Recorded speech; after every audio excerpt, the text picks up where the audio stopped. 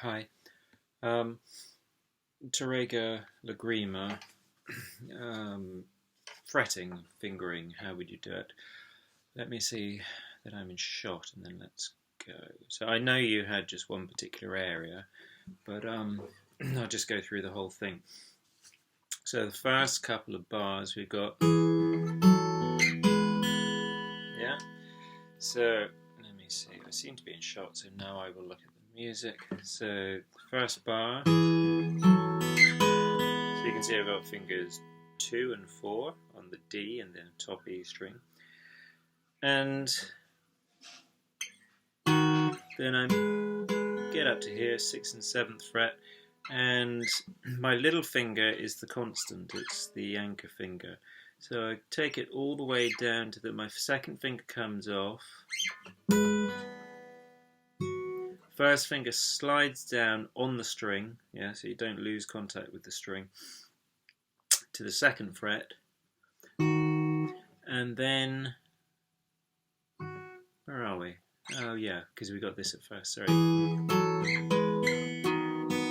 Yeah, so it slides down to the 2nd fret. My first finger, we need the 1st fret of the D string, so my first finger does that. And we need the 2nd fret of the G string, and my 3rd finger does that. And my 2nd finger gets the 2nd fret of the A string, and you can see then that this is a B7 chord. Yeah, B7. There's the note B, and it's a dominant 7 chord. So fret 2, fret 1, fret 2, 0, and fret 2 again. So in that second bar, you're playing a B7 chord, yeah? So third bar is the same as the first bar. Fourth bar is the same as the second bar. Then we got the bit you were talking about.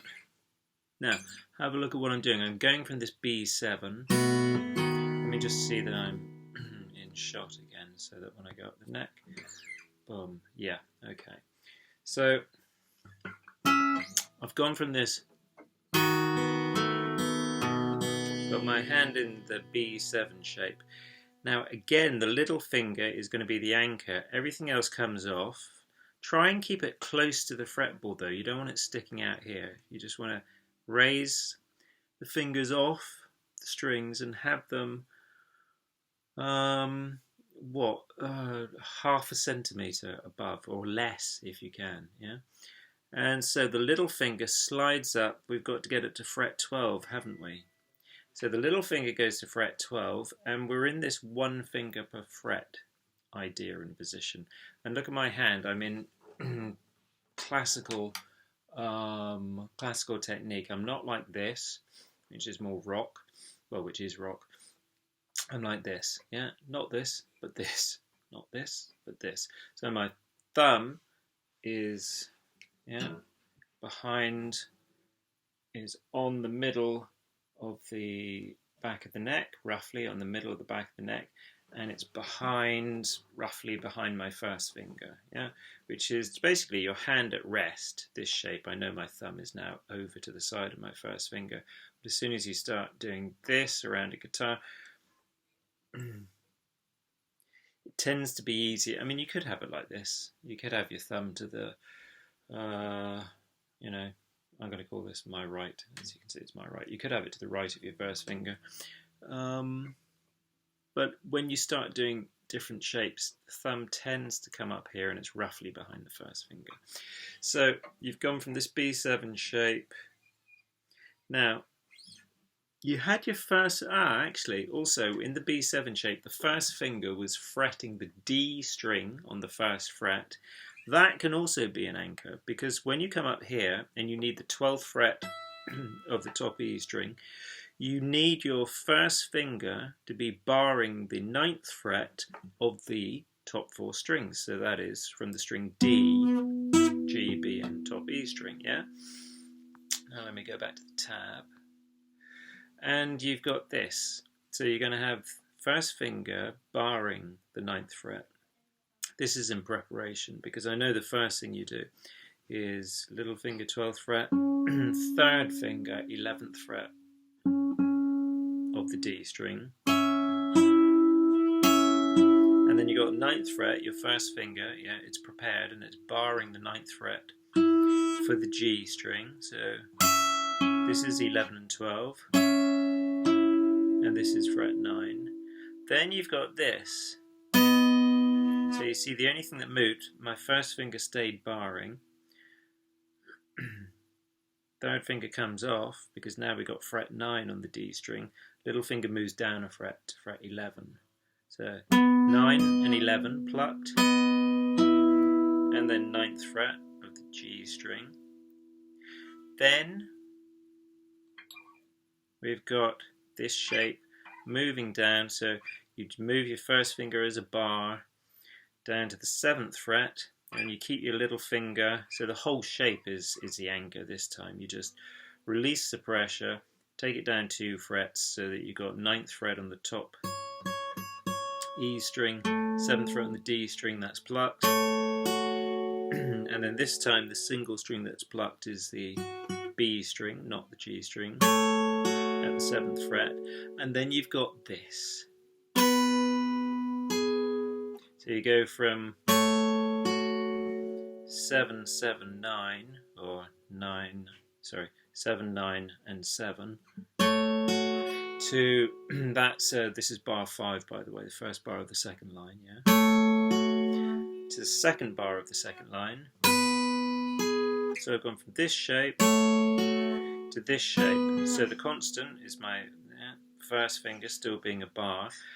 So I've got the 7th fret of the top E string, third finger comes to the D string, fret 9, and little finger goes to the B string, fret 9. So these are plucked, and then fret 9, and then you have 6, 0, which I find easy to do with my second finger on the 6th fret of the G string.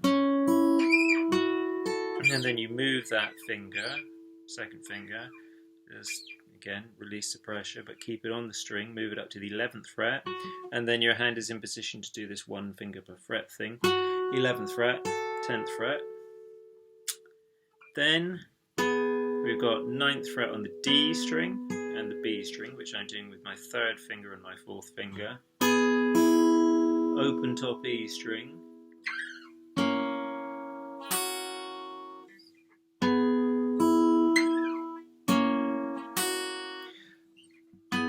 Fingers 3 and 4. Fingers 1 and 2. So finger 1 getting the 2nd fret of the B string. Finger 2 getting the 3rd fret of the G string. Then I'm doing this because I've got to pluck the B string and the G string. Let's see. Actually, no, I'd probably do this knowing what's coming rather than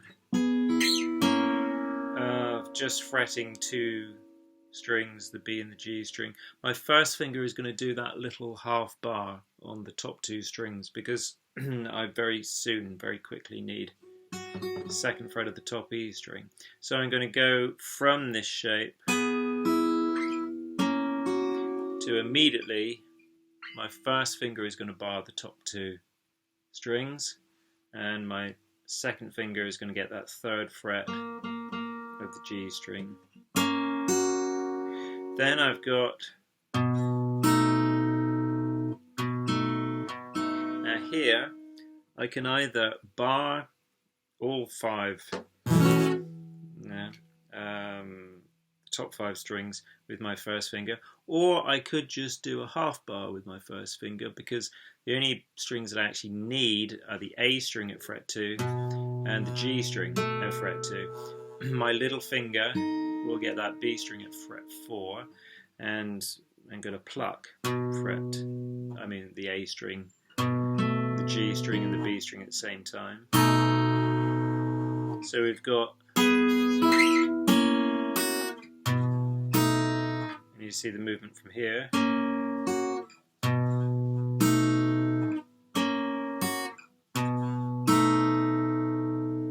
And then finally, and fret 2 of the D string with my second finger, fret 1 of the G string with my first finger, open top E string, plucked at the same time. If when you pluck with thumb and finger at the same time, on adjacent strings, you find that they're getting in the way of each other, do that. So the thumb goes towards the head of the guitar and the finger goes towards the bridge. Yeah? Because if they're right above and below each other, it's hard to get any power into your pluck. So this, not this, but this. Yeah? Okay, I hope that helped. I hope I stayed in shot. Let's get back to this. And that's quite nice to be getting on with, so if you want to tackle the second part at another time, just let me know. Okay, bye.